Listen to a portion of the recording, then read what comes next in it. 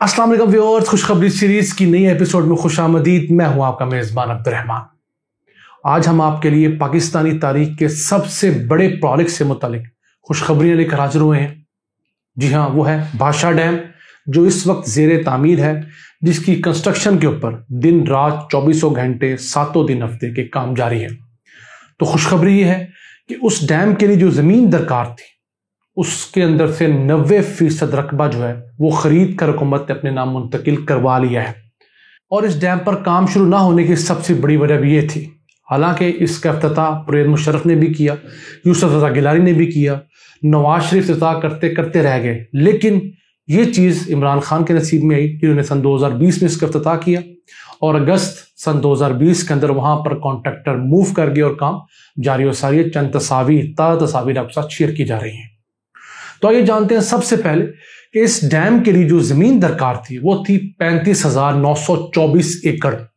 इसमें सरकारी जमीन भी है और बहुत सारी प्राइवेट भी है। तो सरकार तो ले लेती है अपनी कुछ पैसे देकर, लेकिन प्राइवेट लोगों को आपको मार्केट रेट के मुताबिक पैसे देने पड़ते हैं, कभी कभी ज्यादा भी देने पड़ते हैं। तो अब खबर ये आई है, हुकूमत की जानिब से डिस्क्लोज किया गया है कि उस 35,924 में से 32,073 एकड़ जमीन हुकूमत ने खरीद ली है और उसको खरीद कर सरकार के नाम पर मुंतकिल करवा दिया है। ये 90% जमीन बनती है, बहुत आम हिस्सा था, क्योंकि अगर आपके पास जमीन ही नहीं होगी तो आप कंस्ट्रक्शन कहां करेंगे। तो ये पाकिस्तान के लिए एक बड़ी खुशी खबर है, क्योंकि एक ऐसा डैम है जिसने 4500 मेगावाट यानी सालाना 18 अरब 10 करोड़ यूनिट सस्ती बिजली के पैदा करने हैं। और इससे जो बिजली पैदा होगी उसकी तकरीबन कॉस्टिंग जो है वो 6 रुपए यूनिट है। वैसे हुकूमत पाकिस्तान जो बिजली एवरेज बनाती है वो तकरीबन 17 रुपए यूनिट है और आवाम को वो 14 रुपए यूनिट में एवरेज देती है। महंगी भी देती है और सस्ती भी देती है, सब मैं शामिल करके बता रहा हूं। तो ये पाकिस्तान की तमाम बिजली की प्रोडक्शन है, उसमें से 10% हिस्सा जो है वो तो सिर्फ भाषा डैम बना लिया करेगा। ये इतना आम प्रोजेक्ट है। इसके साथ साथ ये डैम जो है पानी महफूज करेगा तकरीबन 8 मिलियन एकड़ फीट, और इससे जो रकबा सैराब होगा वो 12 लाख एकड़ रकबा जो है वो काबिल काश्त बनेगा, वो सैराब होगा, वहां पर फसलात उग सकेंगी, वहां पर बागात उगेंगे, वहां पर लोगों को रोजगार मिलेगा। अब आते हैं इस डैम की कॉस्टिंग की तरफ। तो हुकूमत ने जब इसको मंजूर किया था उस वक्त इसकी कॉस्टिंग रखी गई थी 1406 अरब रुपए। इसी वजह से ये पाकिस्तान का सबसे बड़ा प्रोजेक्ट है। इतना बड़ा प्रोजेक्ट पाकिस्तानी तारीख में कोई भी नहीं किया गया। एक प्रोजेक्ट की बात कर रहा हूं, लेकिन उस वक्त डॉलर का रेट 105 रुपए था, अब डॉलर 165-66 से ऊपर क्रॉस कर गया है। तो इस हिसाब से अगर देखा जाए तो आज के हिसाब से इसका रेट जो बनेगा वो 1600 अरब रुपया बनेगा। जब ये कंप्लीट होगा तो उससे थोड़ा ऊपर नीचे हो जाए, लेकिन ये बहुत ज्यादा रेट भी नहीं है, क्योंकि ये डैम जो है हर साल हमें 160 अरब रुपए से लेकर 200 अरब रुपए का मुनाफा देगा। वो किस तरह?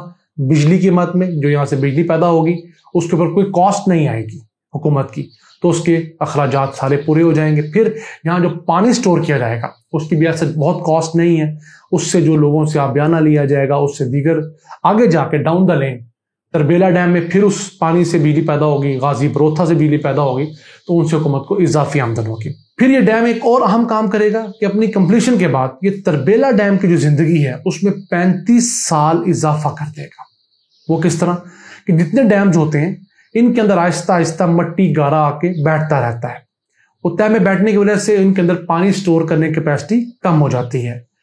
तो तरबेला डैम में जो गारा आ रहा है, मट्टी आ रही है, उसको भाषा डैम ऊपर ही रोक लेगा, तो वो मट्टी कम आएगी। तो तरबेला डैम में जो 35 साल पहले भर जाना था मट्टी से और सिर्फ एक बिजली पैदा करने वाला हाइड्रो पावर प्रोजेक्ट रहना था, डैम खत्म हो जाना था पानी महफूज करने वाला, वो 35-40 साल उसकी जिंदगी मजीद बढ़ जाएगी, जो कि पाकिस्तान के लिए बहुत अहम है। हमारे यहाँ वैसे जनरेशन एक 25 से 35 साल काउंट होती है, तो एक जनरेशन जो है वो जिंदगी बढ़ जाएगी। तो आइए ये जानते हैं कि इस डैम पर अब तक कितने अखराजात हो चुके हैं। तो नाज़रीन, जो पीपल्स पार्टी और नून लीग के 10 साल थे सन 2018 तक, उनके अंदर इस डैम के ऊपर 86 अरब 60 करोड़ रुपए अखराजात किए जा चुके हैं जमीन खरीदने के लिए। ये तो उस दौर में अखराजात हुए। अभी डैम की कंस्ट्रक्शन के लिए कोई अखराजात नहीं किए गए उन दोनों सालों में, सिर्फ जमीन कुछ खरीदी गई थी, उसके ऊपर ये अखराजात हुए। अब इस हुकूमत ने क्या किया अपने गुज़िश्ता 3 सालों के दौरान, उसकी परफॉर्मेंस भी देख लीजिए। इन्होंने 3 सालों के अंदर ज़मीन खरीदने के ऊपर 30 अरब 20 करोड़ रुपए खर्च किया है, और इसके अलावा जो डैम बन रहा है उसके ऊपर उन्होंने 51.5 अरब रुपया खर्च कर लिया है। तो इस हिसाब से इन्होंने कुल मिलाकर 3 सालों में 82 अरब रुपया जो है वो इस डैम की कंस्ट्रक्शन के ऊपर खर्च किया है। यानी उन 10 सालों में जितना खर्चा हुआ 86 अरब 60 करोड़ रुपया, 3 सालों में 82 अरब रुपया, तकरीबन उतना ही खर्चा इस हुकूमत ने कर दिया। इससे ये लगता है कि ये हुकूमत वाकई डैम्स बनाने के लिए बहुत ज़्यादा कीन है।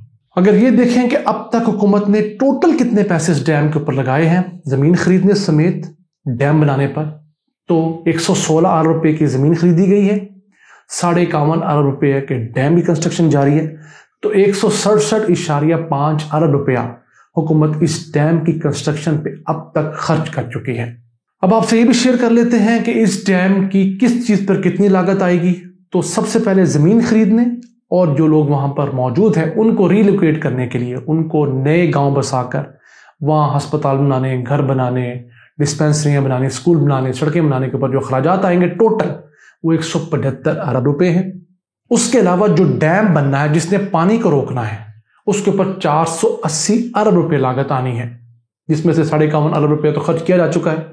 उसके बाद डैम के अंदर जो टर्बाइन्स लगनी है बिजली पैदा करने के लिए और ट्रांसमिशन के लिए, उन तमाम चीज़ों के ऊपर 751 अरब रुपये अखराजात का तखमीना है। लेकिन याद रखिएगा ये सन 2017-18 का तखमीना है, जो ऑब्वियसली सन 2028-29 तक बढ़ जाएगा। अब इसमें एक सवाल ये पैदा होता है कि इतने पैसे हुकूमत कहाँ से लेकर आएगी। तो सबसे पहले तो जो सुप्रीम कोर्ट का डैम फंड है वो तो हम बताते चलें, वो तो ऐसे ही लोगों को तहरीक देने के लिए था। उसमें 13 अरब रुपये जमा है, वो हुकूमत ने इन्वेस्ट किए हुए हैं मुख्तलिफ बॉन्ड्स की सूरत में। जब हुकूमत समझेगी कि उसके पास अपने पैसे खत्म हो गए तो वो 13 अरब 14 अरब रुपये जितने पैसे तब तक होंगे सेविंग अकाउंट्स में पड़े हुए उनको निकाल कर इस्तेमाल कर लेगी, लेकिन वो तो पीनट्स हैं। लेकिन उसके अलावा जो फाइनेंस अरेंज किया गया है, सबसे पहले जो डैम बनाने के लिए फाइनेंस अरेंज किया गया है, हुकूमत ने 233 अरब रुपया अपने सर लिया है। हुकूमत जो तमाम का तमाम अखराजात बर्दाश्त करेगी। उसके अलावा कमर्शियल बैंक से 144 अरब रुपया हुकूमत कर्जा लेगी, और इसके साथ वापडा जो है वो अपने ज़राए से 100 अरब रुपया अरेंज करेगा। यह है सिर्फ डैम साइट के लिए। उसके अलावा जब इसके अंदर पावर हाउसेस बनेंगे, टर्बाइन्स बहुत बहुत महंगी लगेंगी, मिलियंस ऑफ डॉलर्स की, तो उसकी सेग्रीगेशन कुछ यूँ है कि उसके अंदर हुकूमत पाकिस्तान जो है वो मुख्तलिफ मद में कर्जे लेकर 429 अरब रुपया कंट्रीब्यूट करेगी, और वापडा जो है उसके अंदर 76 अरब रुपया अपनी तरफ से डालेगा। जबकि जो पानी का को इस्तेमाल होना है, जो आम किसान ने इस्तेमाल करना है, उससे आबियाना लिया जाना है और दीगर जो चीज़ों के लिए इस्तेमाल होना है, उन ज़राए से 246 अरब रुपया जो है वो जमा होगा। तो नाज़रीन, ये तमाम बाइफर्केशन देने का मकसद ये था कि पाकिस्तान का एक बहुत बड़ा डैम, बहुत अहम डैम, हमारे मुस्तकबिल का एक बहुत बड़ा डैम जो है वो ज़ेर तामीर है। आपसे हमने लेटेस्ट तस्वीर भी शेयर की, ऑन ग्राउंड होता हुआ काम भी आपको दिखाया। तो इन तमाम चीज़ों के बताने का, दिखाने का मकसद सिर्फ यही है कि आपको पाकिस्तान से मुतालिक पॉजिटिव न्यूज़ जाती रहे। पाकिस्तान में सब कुछ बुरा नहीं होता। हम लोग वो बदकिस्मत लोग हैं जो अपना 5% बुरा टाइम 95% पक में प्रमोट करते हैं। दुनिया को लगता है कि पाकिस्तान में हर वक्त सिर्फ धमाके हो रहे हैं, या गुर्बत है, या महंगाई है। उसके अलावा पाकिस्तान में बहुत कुछ अच्छा भी हो रहा है। गुर्बत अमेरिका में भी है, इंडिया में भी है, बांग्लादेश में भी है, लेकिन हमारे जैसा वो रोते नहीं है जैसे हमारे लोग रोते हैं। तो हमें इस आदत को बदलना होगा, मसाइल के साथ वसाइल को देखकर जीना होगा, तभी हम पॉजिटिव रह सकेंगे और ज़िंदगी में आगे तरक्की कर सकेंगे। इन अल्फाज के साथ अपने मेज़बान अब्दुल रहमान को इजाज़त दीजिए। अल्लाह ने के बाद।